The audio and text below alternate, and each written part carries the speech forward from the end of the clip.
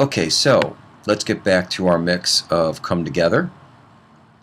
The last video we did the drums and the rhythm section, and I thought that I would be able to give you a quick little example of what it sounds like by soloing soloing the drum kit and some of the special effect percussion and playing it here.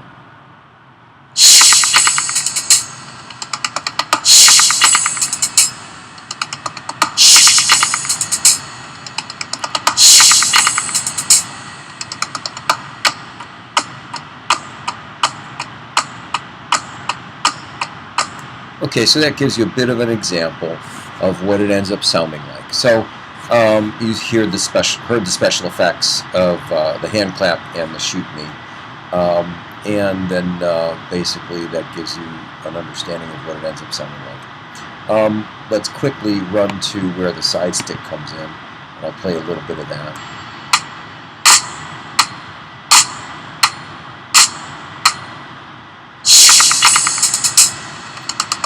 So you can see the side stick is very quiet in the mix, and it really just helps accent the point of the kick drum. So anyway, let's move on and let's look at what I did on the bass. So let me unsolo these guys, and we'll go to the bass. So on the bass, let's move up a little here. Okay, so on the bass, I've got basically the same sort of compression, which accents 60 cycle. So I'm adding more bottom into the bass and using the R bass, which is the Renaissance bass. A little soft compression, again, slow attack, fast release. The threshold is set so that it barely touches the bass. See what I'm doing here? It's compressing maybe 3 decibels maximum. Just a little control there. And then I'm EQing as well. So I'm taking out some of the attack of the bass and making it rounder and rounder and making it sound more like the Hofner bass that the Beatles would have used. Next, I have another compressor, an MV2, which is one of my favorites. And the MV2 is a Waves plugin. And basically, it pushes up the low-level stuff here. I'm pushing it up, and I'm pulling down the high-level information. So instead of just compressing by pulling down the peak information, I'm actually compressing and pushing up the low-level and pulling down the high-level and compressing both sides of it. And that keeps it very consistent. Very important. You'll notice that during this mix, primary thing I'm trying to do is start to limit a lot of the dynamics. Not over limit. If you over limit, then it sounds compressed, but I'm doing it gently. So let's see how much I'm doing. So you see I'm barely touching it on both sides, but I'm keeping the bass really consistent in terms of its level. I've got it at -3.1, and I've actually, which is abnormal for me, I've got it panned a little bit to one side here, to the left. So as you recall, the toms were a little right, the bass is a little left. This is sort of the way that the Beatles had mixed their mix, and I find it sort of an old vintage style of mix.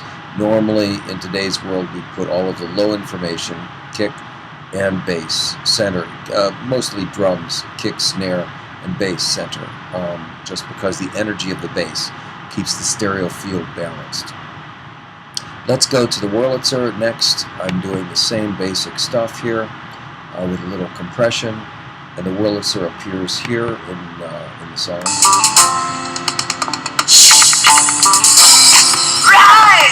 So you see I'm really just barely touching it and just giving a little extra control there. And then with the EQ, I'm filtering out some of the sub-low frequencies so it doesn't get in the way of the bass. Okay, and the panning on that is slightly right, 60 right. So next is the guitars. So let's talk about guitars. So guitars here are we've got the John guitar.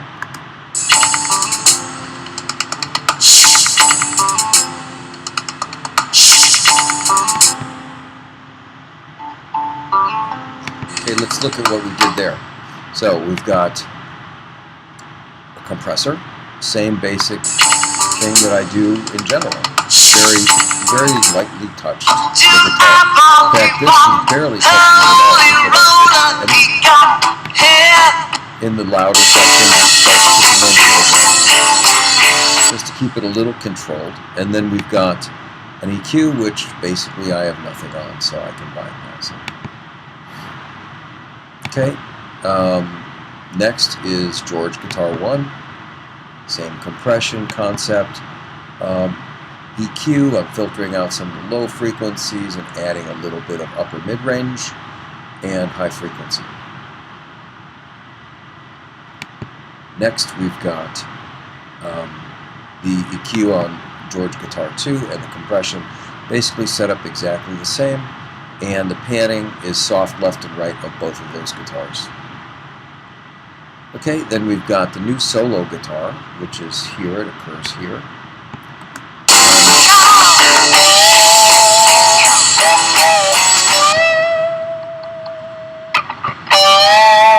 The harmony guitars, both of the harmony guitars, let's look at what they do. So I've got a little bit of compression on them. This is an L1 limiter, and I've configured it so that I'm pulling down the out ceiling and the threshold, and basically this makes it very linear and compresses it so that there's very little dynamic and it sort of holds it in place.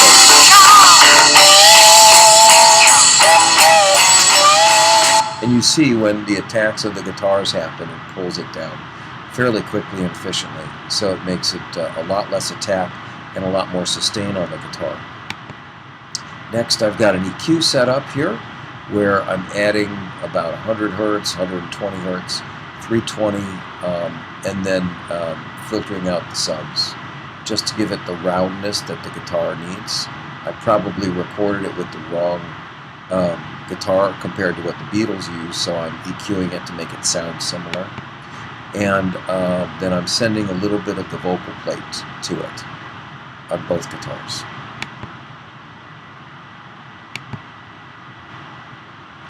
And the EQ on both guitars is the same.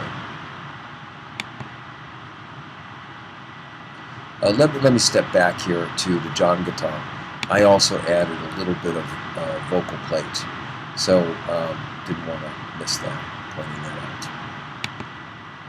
Okay, so then we get to the whirly bass, and that is basically this guy here. It happens a couple times in the song.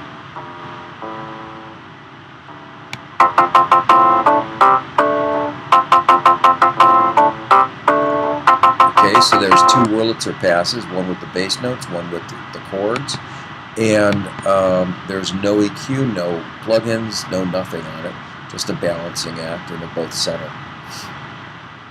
Okay, then I've got the swells. Let's find those. Swells occur here.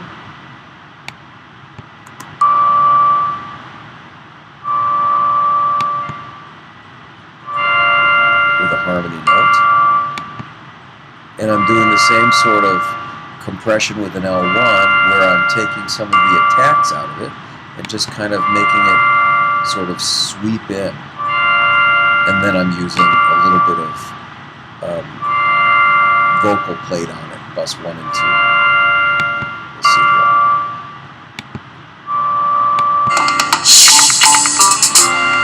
Okay, let's look at some of the fills next. I've got John Fill 2. He's doing a picking part, and he's also doing a harmony with that. And that is same sort of simple light compression. Actually, the compressor is pretty much not doing much there. It's just sort of my standard thing to do, is get some control on it. And with the EQ, very little, if nothing actually, on both of these EQs.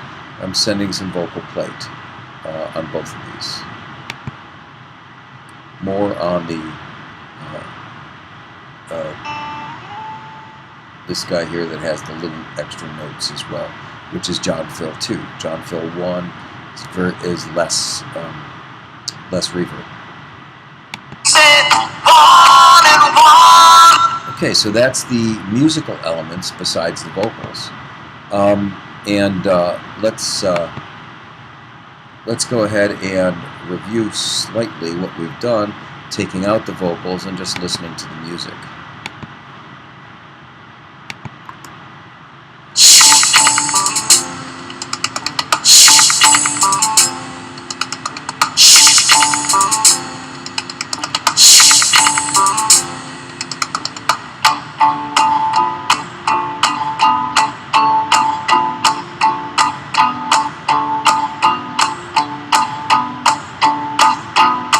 Let's jump ahead a little bit.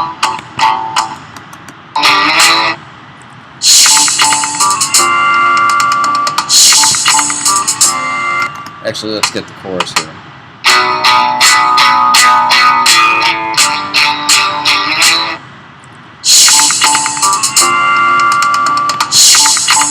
And the out part of the song, the end of the song.